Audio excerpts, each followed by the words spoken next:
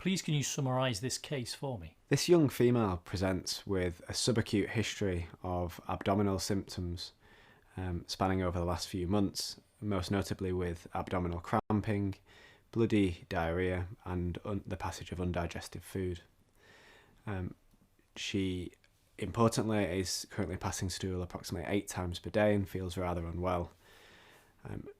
This is on the background of extra gastrointestinal symptoms of arthritis and previous uveitis, and I believe she has previously had mouth ulcers. I feel the underlying diagnosis here is one of inflammatory bowel disease, and because of these extra gastrointestinal symptoms, I suspect the diagnosis may well be Crohn's disease, with a current exacerbation of her condition.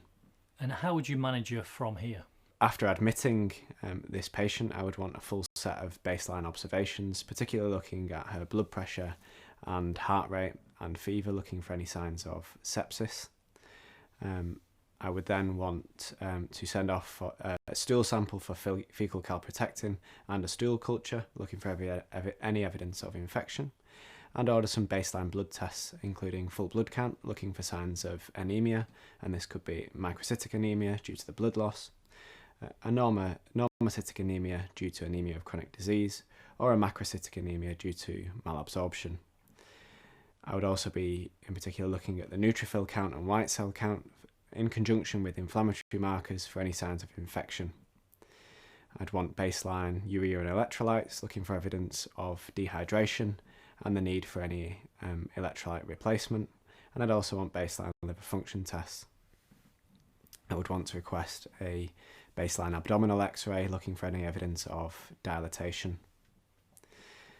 After these investigations, I would like to start the patient on appropriate painkillers, provide her with intravenous hydrocortisone to manage the acute exacerbation, and I may well consider intravenous antibiotics dependent on the baseline investigations.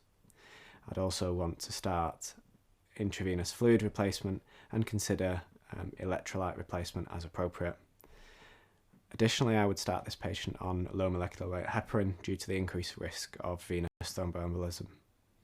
Complications can sometimes occur due to a flare-up of Crohn's that needs surgical intervention.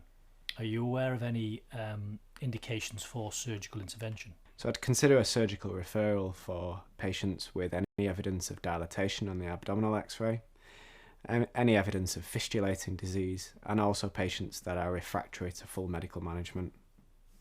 And if she doesn't need any surgical intervention and her condition gets better with the intravenous steroids and the treatment that you've initiated, and she is well and ready to go home, how would she be managed on discharge? So I'd want to ensure she's on a long-term tapering course of steroids with appropriate replacement of vitamin D and calcium. And due to her previous use of immune modulating medications in azathioprine and methotrexate, I would want to refer her to a gastroenterologist to consider escalation of her treatment, and such agents that are used in inflammatory bowel disease are anti-TNF agents, and she may well be an appropriate patient for one of these. Additionally, I'd like this patient to be seen by an inflammatory bowel disease nurse and also have a dietitian review. Would you consider any further investigations? So I may refer her for a flexible sigmoidoscopy. And do you know any differences between the endoscopic appearances in Crohn's disease and ulcerative colitis? So in Crohn's disease, I would expect aphthous ulcers, cobblestoning and skip lesions, and transmural inflammation. There may also be isolated involvement of the terminal ileum, and I would also expect a normal rectum in Crohn's disease.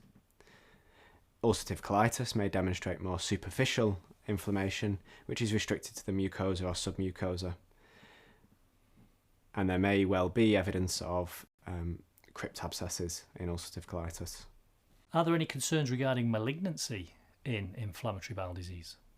So there are concerns about malignancy, and these are specifically in patients with ulcerative colitis and Crohn's colitis.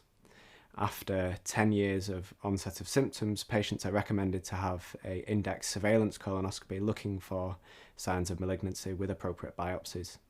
Further colonoscopic investigations are then carried out dependent on the patient's risk level at that stage. Thank you. Thank you.